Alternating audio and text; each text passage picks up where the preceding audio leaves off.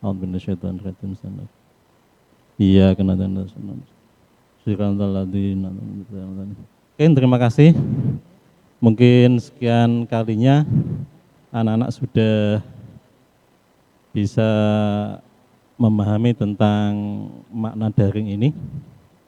Yang jelas kita harus punya pikiran yang positif untuk melihat kondisi yang sampai saat ini belum bisa tatap muka. Tapi insya Allah walaupun kita model jarak jauh, model daring, insya Allah ilmu kita senantiasa dapat ilmu yang manfaat dan barokah. Oke, kalau kita lihat materi teks eksposisi ini belum selesai, kami akan menyampaikan kelanjutan yang kemarin disampaikan oleh Pak Eko, bahwa teks eksposisi yang kemarin pada ulangan MIT, Anda sudah ada materi teks eksposisi yang disampaikan atau disoalkan di materi MIT. Karena kemarin belum selesai materinya, kami akan sampaikan nanti setelah selesai kami akan menyampaikan bab teks eksplanasi. Oke, anak-anak, yang perlu diketahui bahwa kondisi yang saat ini masih kondisi pandemi, memang pembelajaran kita itu ada istilahnya materi darurat. Yang semestinya kalau kita lihat di buku panduan, buku wajib, itu semester dasar itu ada 5 bab. Tapi karena ada materi pandemi ini, kita istilahnya menggunakan materi darurat, semester dasar ini hanya 3 bab. Yakni yang pertama adalah teks berita, yang kedua nanti adalah teks posisi, dan yang ketiga adalah teks eksplanasi. Ini anak-anak yang harus dipahami, sehingga nanti ketika Anda ulangan semesteran, itu materinya hanya 3 bab. Yang kemarin sudah disampaikan tentang materi slogan, iklan, dan poster, insya Allah di ulangan nanti, di semesteran nanti tidak dikeluarkan. Cuma hanya 3 anak-anak harus dipahami, yakni teks berita, teks eksposisi, dan teks eksplanasi. Untuk kali ini, karena teks eksposisi belum selesai, kami akan sampaikan. Nanti setelah selesai kita akan sampaikan materi teks eksplanasi. Anak-anak yang saya cintai, saya minta anak-anak walaupun di rumah atau di pondok tetap bisa senyum, karena itu nanti akan meningkatkan imun kita itu. Sehingga kita akan bisa kondisi sehat. Kalau kondisi sehat, kita bisa beribadah dengan baik, kita bisa belajar dengan enjoy. Makanya saya minta Anda tetap bisa senyum itu. Oke, kita akan bahas tentang ciri kebahasaan pada teks eksposisi. Yang pertama adalah cirinya menggunakan pronomina. Kemudian yang kedua menggunakan konjungsi, dan yang ketiga adalah menggunakan leksikal. Mungkin dari ketiga itu anak-anak masih belum bisa memahami, makanya kami akan ulas satu persatu. Menggunakan pronomina adalah jenis kata yang menggantikan nomina atau frasa nomina. Biasanya adalah menggantikan nomina atau frasa nomina. Biasanya kita istilahnya dengan kata ganti. Kalau saya, aku, kalau kamu, engkau, atau kami. Ketika kita bisa memahami teks eksposisi itu, makanya ciri kebahasaannya adalah yang pertama menggunakan jenis kata yang menggantikan nomina atau frasa nomina. Kemudian yang kedua adalah menggunakan konjungsi. Kata sambung bahasanya. Konjungsi dapat digunakan dalam teks eksposisi untuk memperkuat argumentasi. Makanya ciri bahasanya adalah menggunakan konjungsi. Kemudian yang ketiga menggunakan kata leksikal. Biasanya kata leksikal ini adalah kata yang mengacu pada kamus. Merupakan kata yang mengacu pada benda baik nyata maupun abstrak. Dalam kalimat berkedudukan sebagai subjek. Kalau Anda sudah bisa memahami teks eksposisi dari ciri bahasaan, insya Allah anak-anak nanti bisa memahami lebih jauh tentang teks eksposisi itu. Kemudian pola pengembangan, yang jelas kita ini akan kami ajarkan anak-anak bisa menulis, karena konsep saya dalam benak kami itu anak-anak TBS ahli menulis, dan nulisnya itu sesuai, jangan hanya asal-asalan. Makanya mapel bahasa Indonesia ini adalah mapel yang bisa menggawangi Anda bisa menulis dengan baik. Pola pengembangan teks eksposisi yang pertama adalah menggunakan pola khusus. Ada pola khusus umum, pola ilustrasi, dan pola perbandingan. Pola umum khusus, ide pokok bagian teksnya ditempatkan di awal paragraf, yang kemudian diikuti oleh ide-ide penjelas. Pola ini dikenal juga sebagai paragraf deduktif. Jadi, ide pokoknya itu di bagian awal. Makanya istilah pola umum khusus ini dinamakan pola yang teks ide pokoknya itu ditempatkan di awal. Atau kata lain adalah menggunakan deduktif. Kemudian yang kedua adalah pola khusus umum. Hal-hal yang bersifat khusus diikuti oleh uraian yang bersifat umum. Bagian terakhir dalam teks ini berfungsi sebagai simpulan atau rangkuman dari pendapat-pendapat yang dikemukakan sebelumnya. Kemudian pola ilustrasi adalah teks eksposisi yang mengandung ilustrasi yang berfungsi untuk membuktikan pendapat. Dalam hal ini pengalaman pribadi merupakan bahan ilustrasi yang paling efektif. Kemudian ada istilahnya pola perbandingan, menggunakan benda-benda, keadaan atau yang lainnya, dan ditentukan perbedaan dan kesamaannya berdasarkan aspek tertentu. Oke, kita lanjut. Nah, kemudian jenis paragraf berdasarkan letak gagasan umumnya biasanya kita menggunakan ada jenis deduktif, induktif, campuran atau disingkat dengan DIKA. Makanya ketika Anda mengingat untuk mudah, deduktif, induktif, campuran, maka singkatlah dengan istilah DIKA. Deduktif itu ide pokoknya di awal, kalau induktif di akhir, kalau campuran di awal juga di akhir. Makanya anak-anak ini supaya bisa memudahkan pemahaman, singkat aja dengan istilah DIKA. Kemudian deduktif itu apa, Pak? Nah, adalah paragraf yang gagasan umumnya letaklah di awal paragraf. Sehingga kalau Anda menulis, kalau Anda kepingin gagasan umumnya letakkan di awal, berarti Anda menggunakan deduktif. Tapi kalau induktif adalah paragraf yang gagasan umumnya terletak di akhir paragraf. Tinggal Anda memilih. Tapi kebiasaannya kalau anak-anak di tingkat sanawi, biasanya kebanyakan tulisan itu gagasan umumnya terletak di awal. Kemudian yang ketiga adalah campuran, paragraf yang gagasan umumnya terletak di awal dan di akhir. Maka untuk memudahkan Anda menggunakan singkatan DIKA, deduktif, induktif, dan campuran.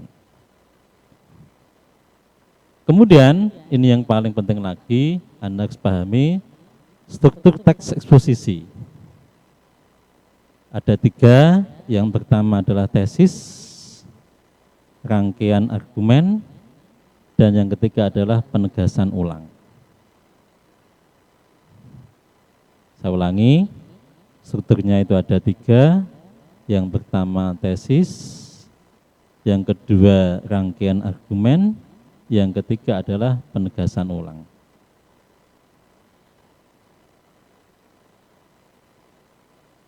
Apa sih Pak yang dinamakan tesis? Tesis di sini adalah berupa pengenalan isu, masalah, ataupun pandangan penulis. Makanya ketika Anda nanti menulis menggunakan struktur teks eksposisi, di bagian awal Anda mengenalkan masalah-masalah atau mengenalkan isu yang Anda mau angkat di tulisan itu. Saat ini misalnya isu tentang kalau yang kemarin di Kudus baru anak sekolah SMP yang bunuh diri. Nah, itu kan isu ternyata memang itu kejadian betul. Atau pandangan penulis. Wah, kalau saat ini kemarin ada demo, Anda bisa melihat demo di mata anak-anak sekolah yang kemarin itu. Tentang undang-undang cipta kerja itu, bagaimana sih pandangan anak-anak sekolah? Nah, itu bisa diulas di dalam tulisan tesis Anda. Sehingga di bagian tesis ini adalah isinya bisa mengenal isu yang Anda mau angkat atau masalah-masalah yang lagi atau pandangan penulis. Misalnya Anda kemarin melihat demo, bagaimana sih Anda melihat demo yang kemarin itu? Itu Anda bisa tulis di dalam bagian tesis. Kemudian yang kedua adalah strukturnya adalah rangkaian argumen. Apa sih Pak itu? Adalah berupa sejumlah pendapat atau argumen penulis. Atau bahasa saya adalah penjelas tentang isu yang Anda angkat atau masalah yang Anda angkat. Atau pendapat yang Anda angkat. Itu Anda tuangkan dalam bagian rangkaian argumen. Bahasa saya adalah data-data yang Anda kumpulkan ketika disampaikan di bagian argumen ini. Yang ketiga adalah penegasan ulang. Di sini sebagai perumusan kembali secara ringkas atau bagian ini disebut juga penutup atau kesimpulan. Misalnya Anda kemarin tentang demo, tentang undang-undang cipta kerja itu di mata anak-anak bagaimana? Nah, Anda menyimpulkan di bagian ini tentang demo. Atau Anda misalnya yang saat ini lagi tentang anak-anak yang sudah jenuh misalnya. Tentang pembelajaran daring ini, Anda angkat menjadi masalah, kemudian Anda dukung data-data di bagian argumen, kemudian di penegasan ulang Anda menyebutkan bahwa daring bagi anak-anak TPS tetap enjoy. Itu penegasan ulangnya. Walaupun anak-anak yang lain mengatakan sudah jenuh, tapi kalau di TPS tetap enjoy. Nah, itu namanya penegasan ulang. Makanya teks eksposisi ini bisa dilihat ciri khasnya. Kalau ada tulisan, oh ini berarti menggunakan teks eksposisi. Makanya anak-anak ketika nanti memahami ini betul, saya yakin anak-anak nanti bisa menulis. Menulisnya anak-anak bisa menggunakan konsep teks eksposisi atau teks yang lain. Tapi ketika Anda mengangkat masalah atau isu, kemudian Anda tuangkan, Anda dukung data-data di bagian argumen, kemudian Anda tegaskan di bagian penegasan ulang, itu dinamakan teks eksposisi. Makanya saya ini sebetulnya adalah guru yang senang anak-anak kalau senang menulis. Maka dulu sudah saya sampaikan, tulisan Anda kalau dimuat, tunjukkan pada saya, insya Allah Anda nilainya maksimal. Ini sebagai motivasi saya ketika Anda senang menulis. Makanya nanti kalau sudah berjalan normal, kegiatan KBM insya Allah bisa tatap muka akan lebih saya jelaskan lebih detail dan sekaligus contoh-contohnya. Sekaligus saya akan ajarkan tentang penulisan yang mudah dan menyenangkan. Karena menulis itu tidak hanya satu atau dua kali, tapi butuh latihan. Makanya materi ini sebetulnya adalah sangat mendukung tentang bagaimana Anda menyampaikan tulisan dengan konsep teks eksposisi. Mungkin ini sekilas teks eksposisi saya menambah materi. Saya akan lanjutkan materi yang ketiga adalah tentang teks eksplanasi. Kita nanti akan ada forum dialog, tapi saya akan tambah teks eksplanasi dulu. Karena masih kalau enggak gitu, insya Allah kita akan bisa memahami materi ini dengan baik.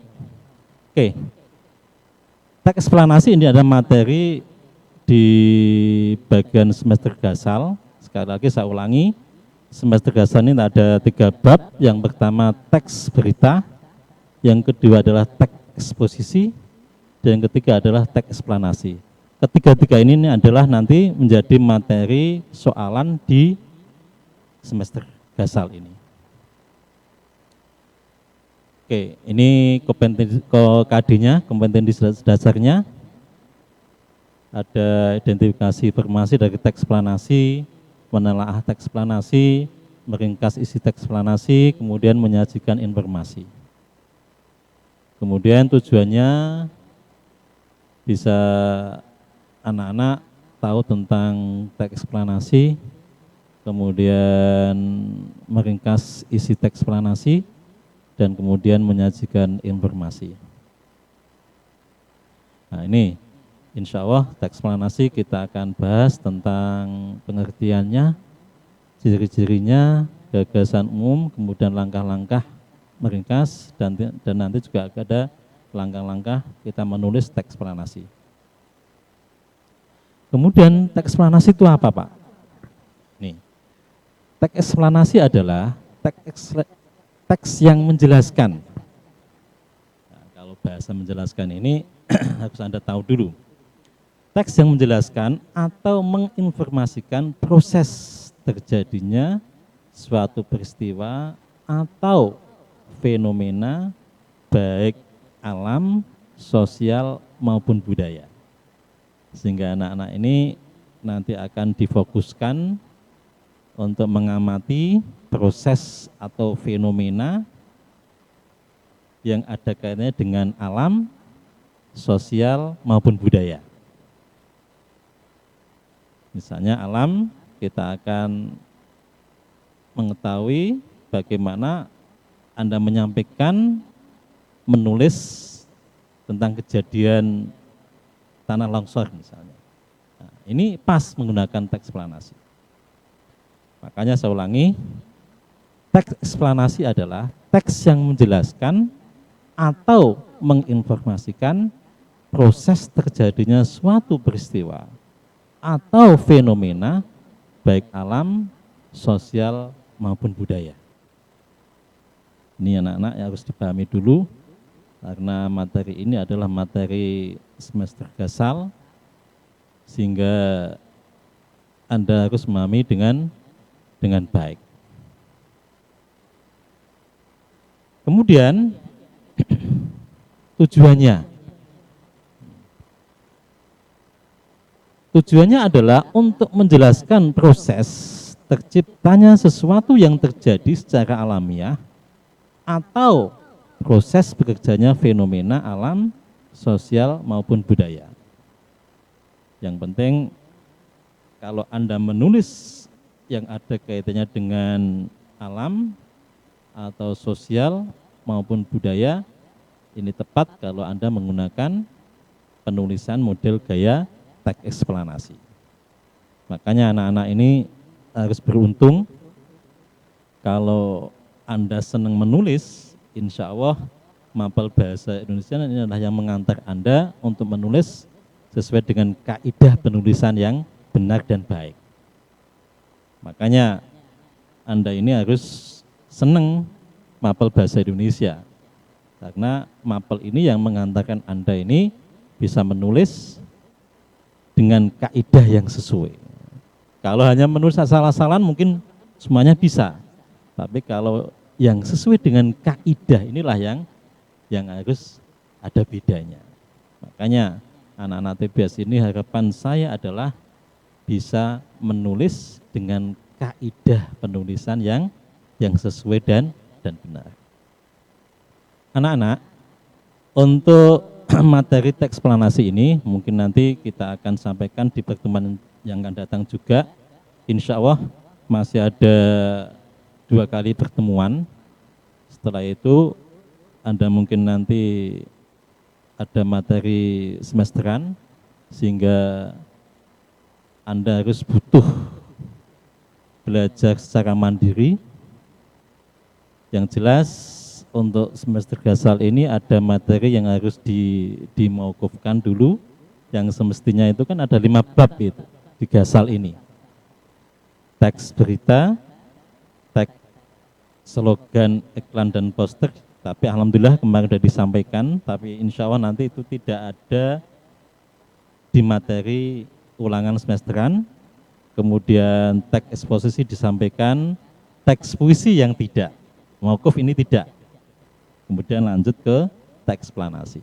Makanya Anda nanti saya minta fokus ke 3 bab, teks berita, teks eksposisi, dan teks eksplanasi. Ya kita maklumi karena kita ini menggunakan kurikulum darurat. Oke anak-anak, untuk lebih enaknya kita akan langsung dialog aja. Anda yang masih belum paham tentang teks eksposisi dan kemudian teks eksplanasi yang awal ini bisa disampaikan ke kami. Silahkan kalau ada yang mau tanya tentang teks eksposisi ataupun teks eksplanasi di awal ini. Yang jelas teks eksplanasi akan disampaikan pertemuan yang akan datang, insya Allah masih 2 kali. Demikian dari kami. Baik, demikianlah pemaparan materi bahasa Indonesia dari beliau Bapak Zainul.